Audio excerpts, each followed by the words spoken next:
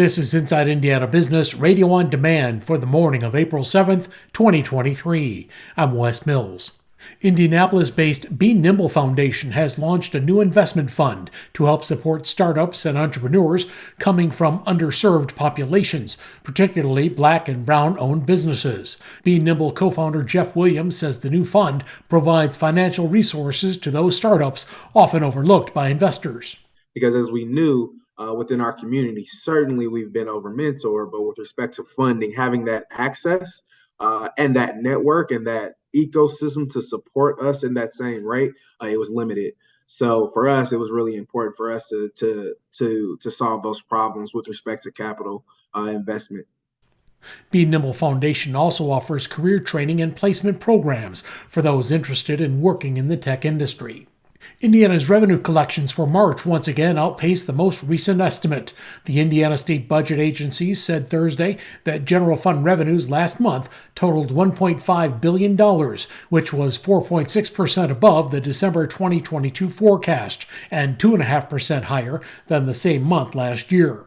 Indiana State University says it has concluded a budget reorganization for fiscal year 2024. It resulted in a net loss of about 10 positions, both faculty and staff.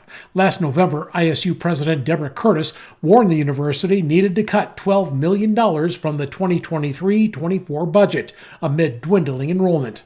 At the time of this message, we have received notice of 37 retirements taking place by June 30th and another 5 by December 31st. These decisions to retire in many instances allowed us to keep more people employed at ISU. The new budget begins July 1st. From the number one source for Indiana business news, this is Inside Indiana Business Radio on Demand. Get ready, Northwest Indiana. We're headed your way. IBJ Media, Inside Indiana Business, and the Indiana Economic Development Corporation invite you to the inaugural Engage Northwest Indiana event, presented by CareSource, Indiana University, and Old National Bank. Tuesday, April 25th at Valparaiso University. We'll be diving into regional and statewide initiatives with a focus on talent, education, and issues shaping our economy. More at ibj.com/engage. A new section of road in Elkhart County has officially been dedicated to late Congresswoman Jackie Walorski. The new Walorski Parkway is near County Road 19 and is part of the road built for the new Amazon warehouse near the Indiana Toll Road. Walorski died along with 3 others in a head-on collision last summer. Elkhart-based LCI Industries has named Lillian Etzkorn Executive Vice President and Chief Financial Officer, succeeding current EVP and CFO Brian Hall. The company previously announced Hall's retirement, who will stay on in an advisory role to help with the transition. LCI is the parent of Lippert Components, a supplier of OEM parts for recreation and transportation product markets. She begins April 17th. Muncie Power Products has announced Andre Zanolotti is the new president and CEO. Zanolotti succeeds Ray Chambers, who retired last week after nearly 20 years with the company, including 11 years as CEO.